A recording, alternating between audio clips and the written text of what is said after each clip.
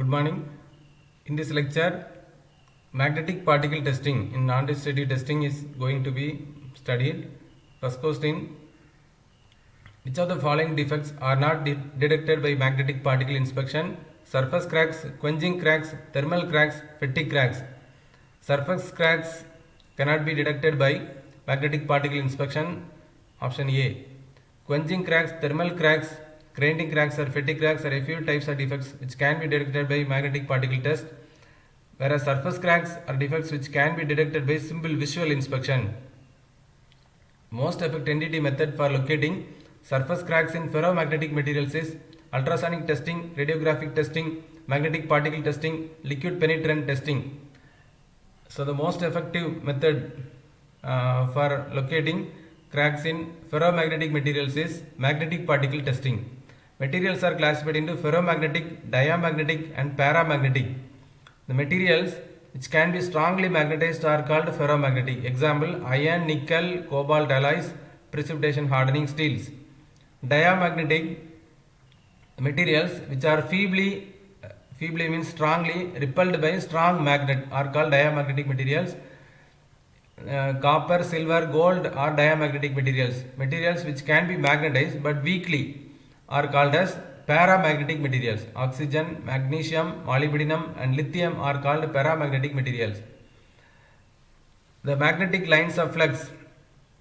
So the magnetic lines, the flux will pass through the magnets from south to north. Okay. So in this area there will be the magnetic flux. So the object will be attracted. Okay. Out of this region there will not be any magnetic flux and it will not be attracted. So exiting the north pole and re-entering the south pole. The lines of flux formed the closed loops and that never be crossed. Okay. The lines of flux will never be crossed. The magnetic particle testing, one of the most widely used entity methods, since it is fast and relatively easy to apply and part surface preparation is not as critical as it is for some other methods. This method uses magnetic fields and small magnetic particles. Okay, as the magnetic particles are iron particles are the magnetic particles. Okay, when they become magnetized, they become magnetic particle. To detect flaws in the components, the component being inspected must be made of a ferromagnetic material. Okay, the component should be a ferromagnetic material that can be magnetized, and after the process is over, they can be demagnetized. So they are magnetized. Ferromagnetic materials are, during the testing process they are magnetized. After the testing is over, they are again demagnetized. Material that can be magnetized: iron, nickel, cobalt are some of their alloys. Underwater inspection is another area where magnetic particle inspection may be used to test items. Basic principles: it considers a combination of two non-destructive testing methods: magnetic flux leakage testing and visual testing. In the case of a bar magnet, magnetic field is in and around the magnet. Any place that a magnetic line of force exits and enters a magnet is called the pole. So north pole, south pole. Okay. So the magnetic lines always flow in this manner. So if the magnet is just cracked, if there is any cracked but not broken completely into north and south pole, will form at each edge of the crack. Okay. The magnetic field exits the north pole and re-enters the south pole. So there is some small air gap created by the crack. So because the air cannot support as much magnetic field per unit volume as a magnet, so the magnetic lines becomes curved. It will not be straight lines. Okay, in the magnetic this will become the, and this is a basic principle. Using this curved lines, the cracks can be identified. Okay, actually in magnetic particle testing, magnetic particles, iron particles are just sprinkled over the magnet. Okay, cracked magnet or the object to be magnetized. The particles are attracted to and cluster, and they will become a cluster, and not only at the poles but also the poles of the crack. Okay, so the magnetic lines are, if there is no crack, the magnetic lines are straight lines. So if there is crack, the magnetic lines become curved, and the magnetic particles become a cluster of magnetic particles occupy this shape of this magnetic flux line, magnetic field line. Okay, if there is no crack, it will be flat, perfectly flat. Okay, if there is no crack, it will be perfectly flat. If there is any crack, the magnetic particles follow this cluster. So we can identify if there is any crack in this subject. By visual inspection, we can identify that there is crack in this area. The cluster of particles much easier to see than the actual crack, and this is a basis for magnetic particle inspection. Okay, the particles are sprinkled on cracked magnet. The particles will be attracted to and cluster not only at the poles at the ends of the magnet, but also at the poles at the edges of the crack.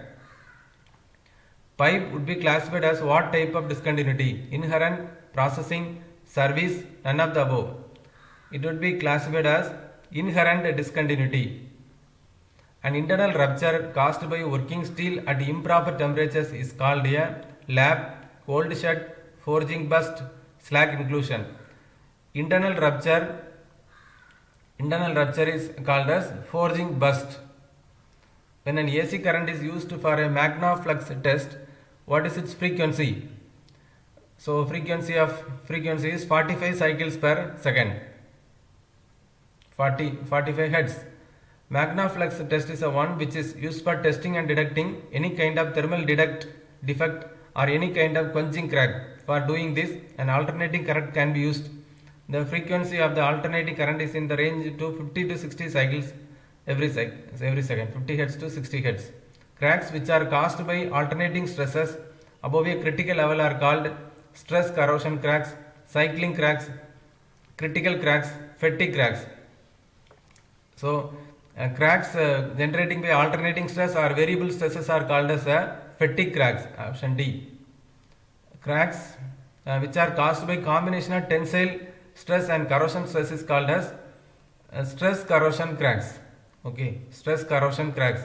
Combination of tensile and corrosion stress is called as stress corrosion cracks. Which of the following materials can be tested using magnetic particle testing? Brass, steel, bronze, solder.